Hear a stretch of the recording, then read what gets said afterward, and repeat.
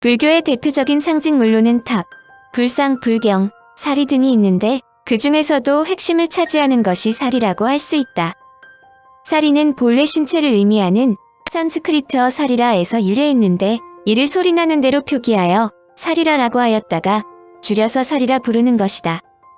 몸을 의미하는 사리라는 복수형으로 되면 신골, 유골이라는 뜻을 가지므로 사리는 죽음을 의미하기도 한다. 사리의 수습 절차는 다비의 마지막 의식에 해당한다.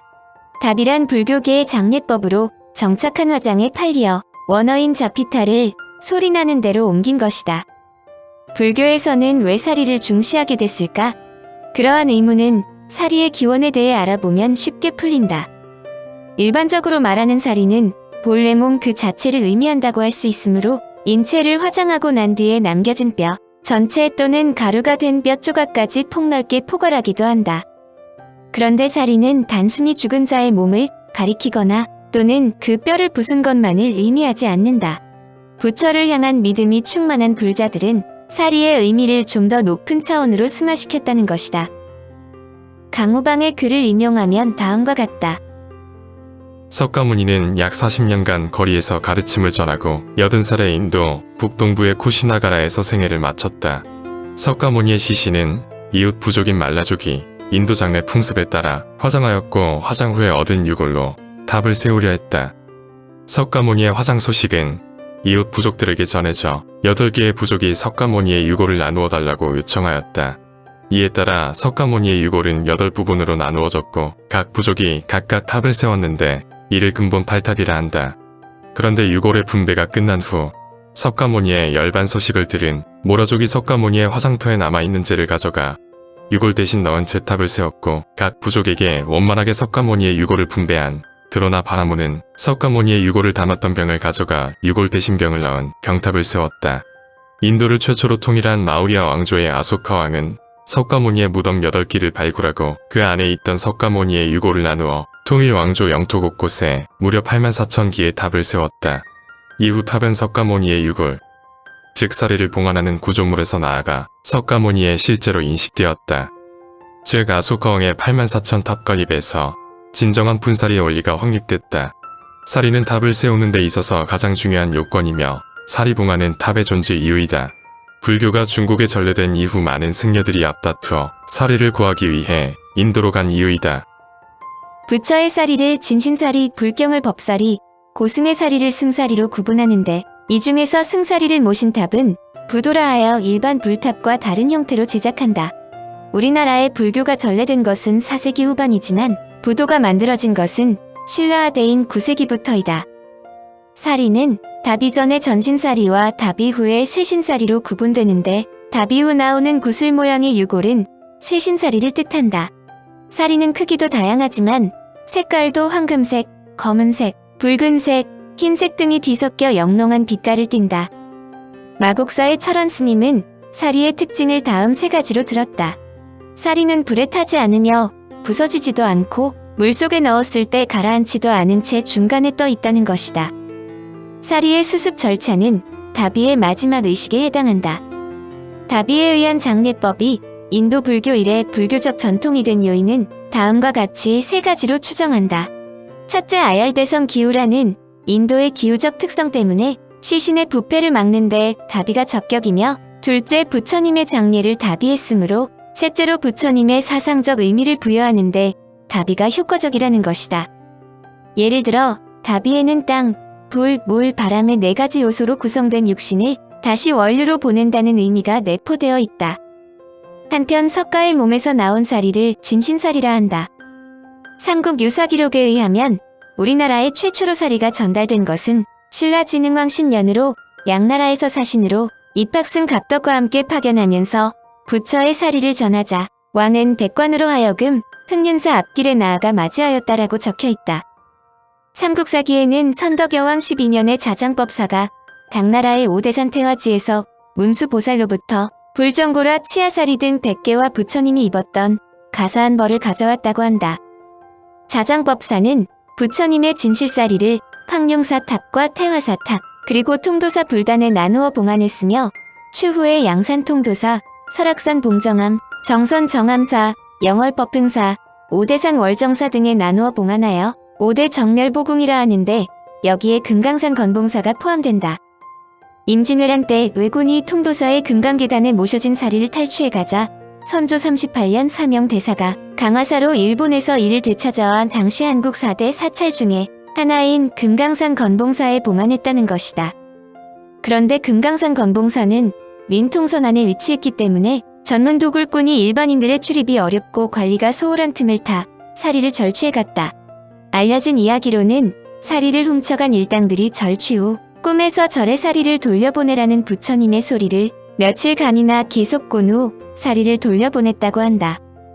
그러나 총 12과 중 8과만 회수되고 4과는 행방이 알려지지 않았다. 참고적으로 진신사리를 모신 사찰에서는 불상을 따로 모시지 않는다. 불상은 부처의 모습을 형상화하였는데 정렬보궁은 부처에게서 나온 진신사리를 모셨기 때문이다. 진짜가 있는데 굳이 대체물을 놔둘 이유가 없다는 것이다. 우리나라 역대 고승 가운데 사리가 나온 분들은 헤아릴 수 없이 많이 있다. 구산 스님의 53과를 필두로 1966년에 송광사에서 열반한 효봉 스님 34과, 자운 스님 19과, 탄허 스님 13과, 항명 스님 10과, 청담 스님 8과, 해운 스님 20과, 금담 스님 4과, 성철 스님의 스승인 동산 스님과 용성 스님이 각 2과의 사리를 남겼다.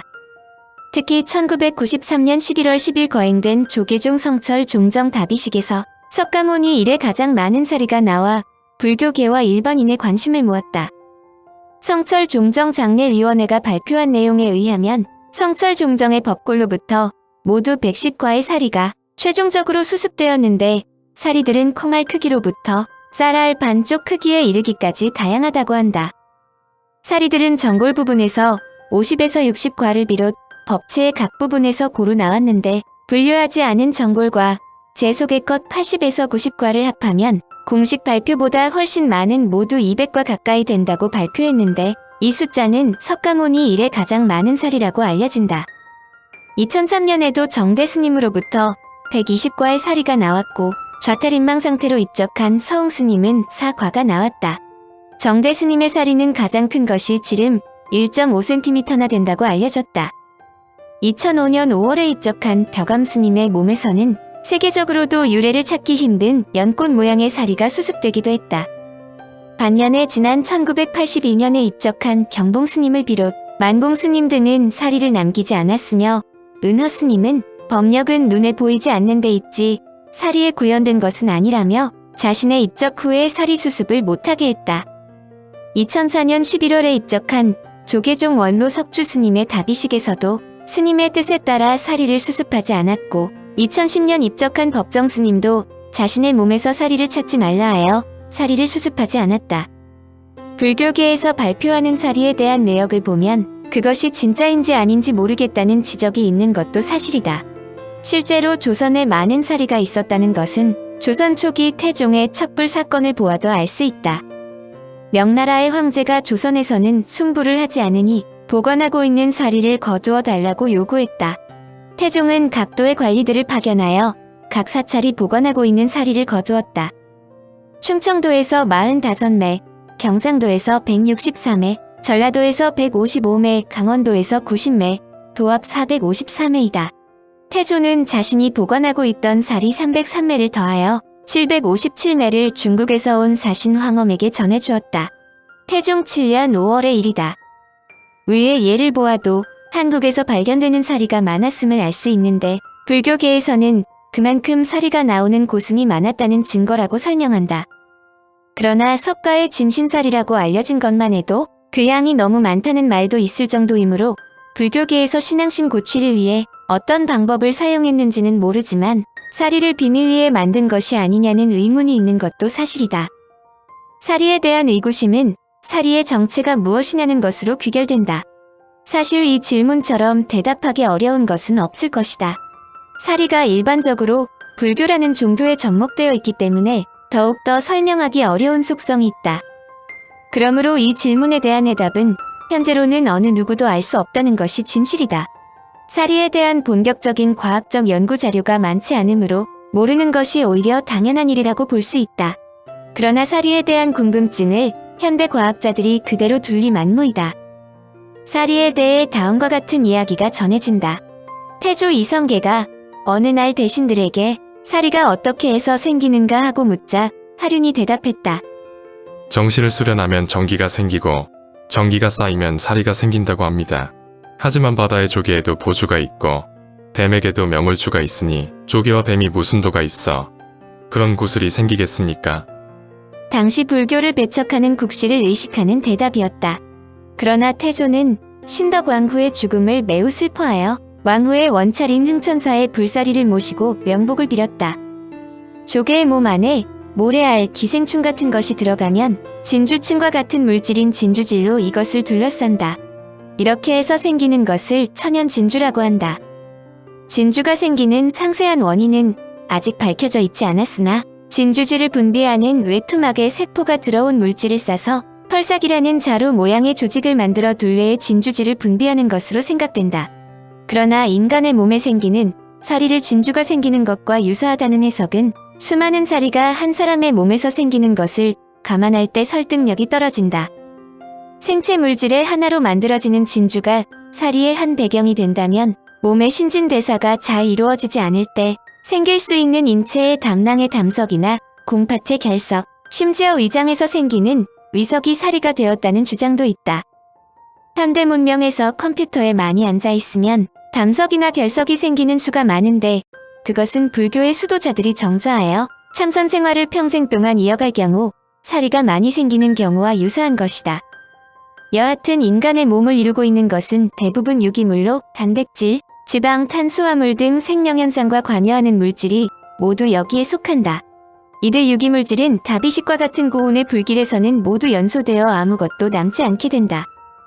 불길 속에서도 남을 수 있는 것은 무기물로 이루어진 뼈와 약간의 칼슘 성분으로 구성된 오색 영롱한 사리뿐이다. 사리가 다양한 색깔을 만들어내는 것은 고온에서 뼈와 칼슘 성분 등으로 구성된 유리질 성분을 만들어내기 때문이다. 그러나 투명하지 않은 사리들도 많다. 담석이나 결석은 콜레스테롤이 많을 때 생기기도 하는데 그 색깔이 노란색, 파란색 등 사리처럼 5색의 갖가지 색을 가지기도 한다. 연세대학교의 이무상 교수는 사리 자체를 분석해 본 적이 없기 때문에 무엇이라고 단정적으로 말하기는 어렵지만 칼슘을 많이 포함한 신장의 결석이나 담석이 사리가 됐을 가능성을 시사했다. 우리 몸에서 가장 흔한 무기물이 칼슘이고 이 칼슘이 고열 속에서 다른 유기물질과 결합하여 어떤 화학 변화를 일으켰을 가능성이 있다. 뼈를 제외하고 우리 몸에 생길 수 있는 무기물로는 콩팥의 결석이나 간, 쓸개, 기관지에 생기는 담석 등이 대표적이다. 콩팥 결석이나 담석은 모두 칼슘을 포함하여 나이가 많아질수록 잘 생기며 사실 돌 자체는 우리가 밥 먹고 사는 동안 계속 만들어진다. 우리나라의 경우 유병률이 30%, 증상이 있는 유병률이 8%나 되기 때문에 매우 흔한 것이라 할 수 있다. 의학계에서는 정좌한 채 몇 년씩 움직이지 않고 수행하는 스님들은 영양 상태도 좋지 않고 신진대사가 원활할 수 없기 때문에 결석이 생길 수 있는 확률이 더욱 높아지게 된다고 설명한다. 성철 스님도 15년간을 앉아서 잠을 잤기 때문에 유례 없이 사리가 많이 나왔다고 추정하기도 했다. 전세일 박사는 보다 구체적으로 우리 몸 안에 생기는 결석에 대해 설명했다. 우리 몸 안에서 돌멩이가 생긴다. 모래알도 생기고 자갈 조약돌도 생기고 주먹만한 돌덩어리도 생긴다. 가장 흔히 생기는 장기가 담낭과 콩팥이다. 콩팥에서 방광으로 이어지는 통로를 요로라고 한다. 이 요로에 모래알이나 자갈돌이 생겨 있는 것을 요로결석이라 부른다. 요로결석은 비뇨기과에서 발병 빈도가 높은 중요한 질환으로 전체 환자의 12%나 된다. 쓸개에 생기는 돌을 담석이라 하는데 여기에는 여러 가지 색깔이 있는 것이 흥미롭다. 콜레스테롤로 이루어진 담석은 색깔이 노랗고 사이즈가 크며 가장 흔한 편이다. 칼슘이 주성분으로 이루어진 담석은 검정색이 나타난다. 그리고 칼슘과 단백질이 섞여서 생긴 담석은 갈색을 띈다. 담석의 자극으로 염증이 생기는 것을 담낭염이라 하는데 이런 경우는 오른쪽 가슴 밑과 바른 쪽 어깨에 심한 통증을 호소하게 된다. 담석으로 인한 통증은 견디기 힘들 정도로 심하다. 이빨에 생기는 돌은 치석이라 한다. 음식을 섭취한 뒤에 치아에 부착되는 치태와 침샘에서 분비되는 무기질이 합해져서 돌멩이가 생성된다. 침샘에 생기는 돌이 타석이며 규미샘, 턱밑샘, 혀밑샘 등에 생길 수 있다. 위장에서도 돌멩이가 생긴다. 이런 이석은 이물질이 위내에서 지속적으로 응결되어 생성되는 것이다. 주로 우리가 삼킨 식물 섬유, 모발, 약물, 면, 플라스틱, 종이, 부스러기 등에서 돌이 생겨난다. 통풍도 일종의 돌멩이다. 요산이 축적돼 돌처럼 딱딱해지는데 가장 흔히 생기는 부위는 엄지발가락이다. 불교에서 얘기하는 사리도 역시 돌인데 우리나라 성철 스님에게서는 130여 개의 사리가 나왔다고 한다. 그러나 사리가 결석이라는 설명은 매우 아프고 고통스럽다는 것이다. 그런데 사리가 나온 스님은 모두 입적하기 전까지 결석으로 고통을 호소한 적이 없었다. 따라서 성철 스님의 경우 목 부위에서 나온 수많은 사리가 결석이라면 거동하기 어려웠을 것이라는 반론도 있다. 서울대학교의 서정돈 교수도 사리가 결석이라는 의견에 대해 회의적인 시각을 표명하며 다음과 같이 말했다. 담석 또는 결석론도 사리에 대한 과학적 분석이 되지 않은 상황에서 그저 추론에 지나지 않는다. 더구나 담석 등의 칼슘 성분은 뼈보다도 열에 약하기 때문에 이 가설에 문제점이 있다. 그러나 시신을 단시간에 고열해서 처리하는 화상의 경우는 아주 큰 뼈를 제외하고는 모두 타버리지만 그보다 긴 시간 동안 태우는 다비의식의 경우 어떤 요인이 존재할지도 모른다. 그러나 다비식의 경우도 사리가 보통 사람에게서 거의 나오지 않고 수행을 많이 한 스님에게서 나온다는 점이다. 다비의식에 어떤 요인이 있다면 다비식을 치른 거의 모든 사람으로부터 사리가 나와야 하는데 다비식을 한 모두가 나오는 것은 아니다. 일반적으로 많이 알려진 정액 축적설도 있지만 그것도 근거가 매우 미약하다. 정액 축적설은 성생활을 하지 않고 참선으로 평생을 수행한 스님을 화장할 때 사리가 나온다고 알려진 통설인데 여승이나 평범한 불자로부터 다량의 사리가 나온 사례도 있다. 특히 석가모니는 결혼하여 자식까지 있다. 사리의 양이 법력에 따라 달라진다는 말은 가장 잘 알려져 있는 이야기이다. 사리의 양과 수행의 정도를 결부시키는 것은 사리가 한량없는 육바라밀의 공덕에서 생기며 매우 얻기 어렵고 으뜸인 복전이라고 설한 금광명경에서 유래한다. 일부에서는 노의 경지보다 몸을 깨끗이 수행한 자에게서 나온다고 설명하기도 한다. 그러나 사리 공양에 의한 공덕의 유무 문제는 초기 불교에서도 논란이 되었다. 속설과는 달리 일부 불교계에서는 수행 정도와 아무 관련이 없다고 말하고 있다. 일반적으로 고승으로 알려진 스님으로부터 사리가 많이 나오기는 하지만 성철 스님이 입적한 다음 해인 1994년 경남 고성에서 교통사고로 숨진 75세의 할머니를 경남 고성 공설화장터에서 화장을 했는데 불자가 아닌 이 할머니의 몸에서 청색, 황색, 회색, 흑색을 띤 400여 과의 사리가 나왔다고 알려진다. 크기도 대형으로 6cm 1과, 5cm 1과, 2에서 3cm, 15과, 콩알만한 것 15과 합하여 모두 413과가 나왔다는 것이다. 불교계에서는 이 내용을 두 가지 시각으로 설명한다. 첫째는 할머니가 불교 신자인데 전생에 그만큼 공덕을 쌓았기 때문이라고 말한다. 둘째는 다소 어지러운 이야기이지만 일반 사람은 물론 평범한 스님으로부터도 간혹 사리와 같은 것이 나오는 경우가 있다고 한다. 불교계에서는 이때 나오는 것이 사리인지 아닌지 엄밀한 규정에 의해 판정하는데 이때 나오는 것 거의 대부분 사리로 판정받지 못한다고 한다. 할머니의 사리도 엄밀한 규정에 의해 판정된 것인지에 대한 일말의 뉘앙스를 남겨준다. 참고적으로 스님을 화장했을 때 사리와 같은 것이 나왔지만 사리로 판정받지 못하면 사리탑이 아니라 부도탑에 안장한다고 한다. 여하튼 사리가 대중의 관심을 많이 끌게 되자 사리에 대한 궁금증은 더욱 커지기 마련이다. 과학자들은 인체에서 추출한 유기물이나 무기물을 고열로 처리해보면 무언가 단서가 잡힐 것이라며 실험을 역설했다. 반면에 종교적인 의미가 있는 사리를 굳이 과학적으로 분석할 이유가 없다는 주장도 적지 않았다. 사리에 대한 분석이 사리에 대해 일반인들이 갖고 있는 믿음에 손상을 줄 것이라는 뜻으로도 풀이할 수 있다.